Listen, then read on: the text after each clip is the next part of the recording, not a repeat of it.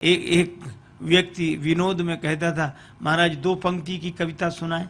हमने 2 पंक्ति की कहा, सुनो। तो कुछ नहीं था उस कविता में, लेकिन बड़ी दम थी। वो कहता, कैसे कैसे ऐसे वैसे हो गए, कैसे कैसे ऐसे वैसे हो गए, और ऐसे वैसे कैसे कैसे हो गए। समय की बात है। इसीलिए एक बड़े संपन्न सेठ जी थे, उन्होंने अपने गुरुजी को बुलाया गर्मी के दिन। गुरुजी रहते थे हिमालय में। उन्होंने कहा कि बच्चा काहे को गर्मी में परेशान करता। नहीं नहीं गुरुदेव आना ही है आपको, मैं सब सेवा करूंगा। गुरुजी आए, भयंकर गर्मी, और जैसे ही गुरुजी आए तो सेठ जी बोले, गुरुदेव अभी कमरा धुलवाओ। कमरा धुलवाया, पानी भरवाओ, कमरे में पानी भरवाया, बर्फ मंगवाओ, पंखे चलवाओ, बीच में रास्ता बनाया, बर्फ रखे, पंखे। इतना आनंद हुआ, गुरुजी को लगे वाह, तूने तो हिमालय जैसी व्यवस्था यहाँ कर दी।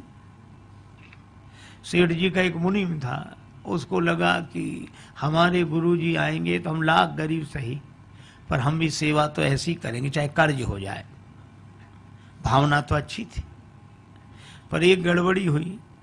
सेठ जी के गुरुजी आए थे जून में, मुनीम के गुरुजी आए जनवरी में। वो तो वैसे ही कांपते हुए आ रहे थे।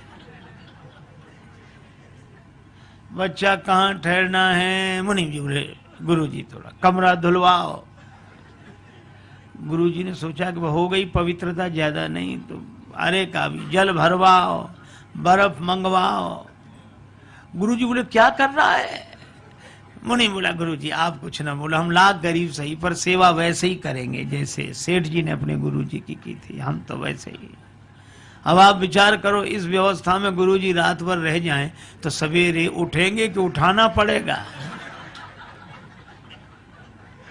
समय समय पर होते है समय समय की बात, समय समय पर होते है समय समय की बात। किसी समय का दिन बड़ा, किसी समय की रात, और समय समय पर होता है समय समय की बात। राम जन्म का दिन बड़ा, कृष्ण जन्म की रात। ये समय सबको प्रभावित करता है। तो भगवान ने कहा कि जब राजाओं ने शक्ति लगाई तब धनुष के टूटने का समय नहीं आया होगा, और जब हमने छुआ तो धनुष के टूटने का समय आ गया होगा। लक्ष्मण जी ने कहा कि प्रभु यह ज्योतिष विद्या आपने कब से सीख ली? आपको कैसे पता लगा कि अब धनुष के टूटने का समय आया, अब छूना चाहिए? और अगर आपको यह ज्ञान है तो इसका भी अभिमान होना चाहिए। राम जी ने कहा हमें ज्ञान नहीं है, तो हमारे गुरु जी को ज्ञान है। तभी कहा विश्वामित्र समय शुभ जाने।